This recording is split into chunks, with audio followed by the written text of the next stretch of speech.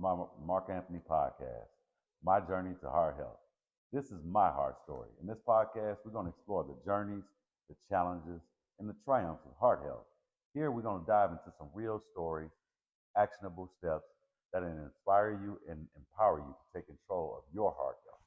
Whether you're managing a condition like myself, or supporting a loved one, or simply seeking to live a healthier life, this is your space to connect, learn, and grow.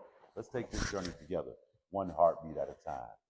So, my personal story is my first heart attack happened in December 2017 after suffering years of uncontrolled high blood pressure, high cholesterol, and just frankly just eating bad, man. Just being a bad eater, man. Eating wherever I could go. By being a teacher and a tree cutter, just eating all over the place. Any Coney Island, quick Wendy's, any little spot, man. And there was stuff like that actually led to the first heart attack in 2017, plus stress, man. I just was stressed out, really, really stressed out, not taking advantage of it, not even understanding it, not sitting down to de-stress or try to, even learn meditation things and shit like that, man, to help keep myself calm, man. And it was things like that that led while I was being a father, being a teacher, and trying to be a tree cutter all at the same time. These different levels of stress, I wasn't gauging them right. You know what I'm saying? I'm just doing everything just to survive, trying to be a dad, trying to be a career minded, what I'm saying, man, and take care of my kids at the same time, you know what I'm saying? So that was just some of the stuff I was doing. Those are some of the things that I was taking for granted at the time. And that's what I want to tell y'all about my heart story. And that's the beginning of my heart story. So my goal here is to inspire people to prioritize their heart health, to be able to understand the symptoms, pay attention to it. When you got that chest pain, when you fatigue, that shortness of breath, to not ignore that. Too often times, guys, we try to man up and be tough, our ego right there. And there's so many stigmas with heart health and with just being healthy alone. So most guys, we get a little shortness of breath, we sit down for a few minutes, might drink a little water, we get a little fatigued. Like our people tell us when we hooping or playing on the field, man up. So most guys, we follow that stigma to man up, you know what I'm saying?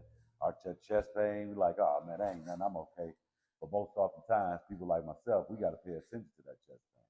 But I didn't, you know what I'm saying? And that was part of the reason why I did have a heart attack in 2017 that led to me having to have open heart surgery here in 2024. So that's why I want to kick it with y'all, man. Let y'all know you got to prioritize your heart health. Most of us guys, we sit around taking a lot of blood pressure medicine, man. I got a bunch behind me right here. I got to take today, man. And we fall in that stigma as well. We don't want to run to the bathroom. We don't want to be taking all them pills. And let's be honest, you know what I'm saying? Hey, that the blood pressure pills, they fuck with you a little bit. You know what I'm saying? Don't be honest. So most guys, we don't like taking those blood pressure pills because they affect you in areas. You know what I'm saying? You never know you have a mishap messing with the blood pressure pills. So a lot of times you want to hold off. You know what I'm saying? You know you about to take care of some business. You know you on a date or about to go on a date or about to meet a young lady. You like, hey man, I ain't taking them today. Because I ain't about to have no type of incident happen, man. But yeah, that's all led up to here where we at now. Um, my heart journey and my heart story. I'm 2 weeks, 2 to 4 weeks out from actually having open heart surgery. I'm talking about the sawing down, cutting on the legs, cutting on my arms. The radial veins are gone in both arms. I can't get an IV anymore. Um, and here we are, the surgery. Man, just hearing you need open heart surgery. That'll do something to your spirit. Open heart surgery. Most people I know that had open heart surgery, they're in their 70s, 80s, you know what I'm saying? Something like that. Some people leaning over, limped over. I didn't feel like I was a person that actually needed open heart surgery. The way that hit me, the emotional impact of having a physician is one thing to guess it or assume it and be on WebMD, trying to be your own physician. But when the doctor come in there and say you need open heart surgery, it do something to you. It changes you. You know what I'm saying? It's an inspiring thing. Um, the importance, it lets you know the importance of early detection. And like I said, there's some fears that come with it. A lot of fears that come when you hear you need open heart surgery. Open heart surgery, the combination of having your chest sawed open, peeled apart, multiple people in your chest, pulling strings, pulling pieces, pulling veins, pulling arteries. So I had quadruple bypass surgery. And what that consists of, the technical term is a coronary artery bypass graft. So they had to go in, take veins out from my legs, from my arms, to strap them to to graft into my valves and arteries that were closed off. Four of them were actually closed off, and I actually had to have an additional stent placed on my aorta because my aorta, I suffered an aneurysm after a Labor Day car accident.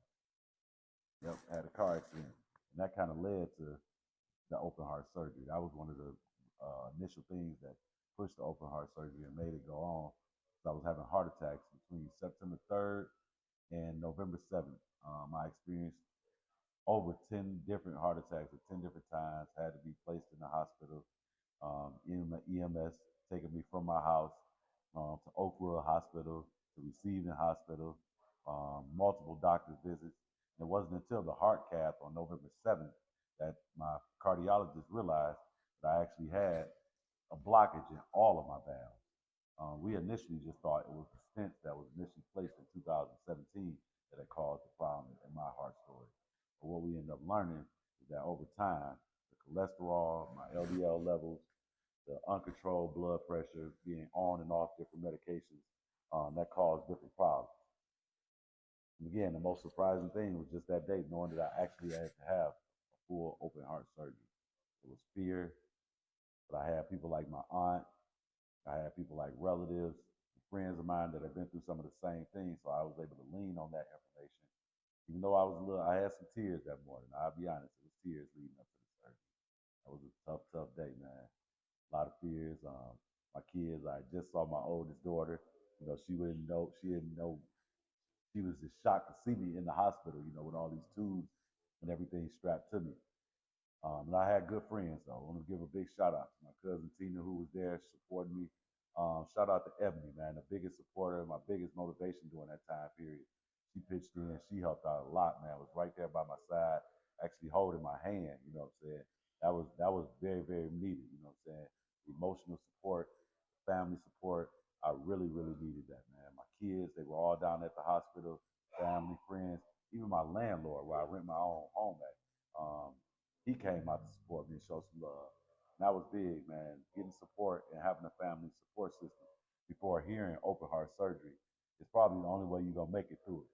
Big shout out to my homeboy Coleman Hudgens also, who actually visited me in the hospital several times, man. Came up, giving support. Shout out to my boy Curtis, DJ. He came up to the hospital, brought me a charger, man. I wouldn't even been able to take footage of some of the stuff that I was experiencing.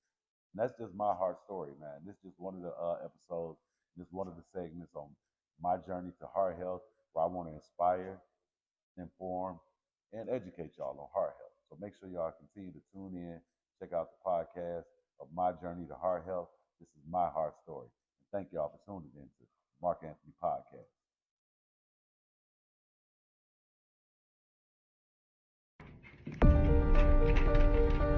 Welcome to My Journey to Heart Health. This is my heart story, a podcast where we explore the journeys, the challenges, and even the triumphs of heart health. Here we'll dive into some real stories, some expert advice, and some real actionable steps to inspire and empower you to take control of your heart health. Whether you managing a condition like myself, you supporting a loved one, somebody that needs your help, or you're simply seeking to live a healthier life, this is your space to connect, learn.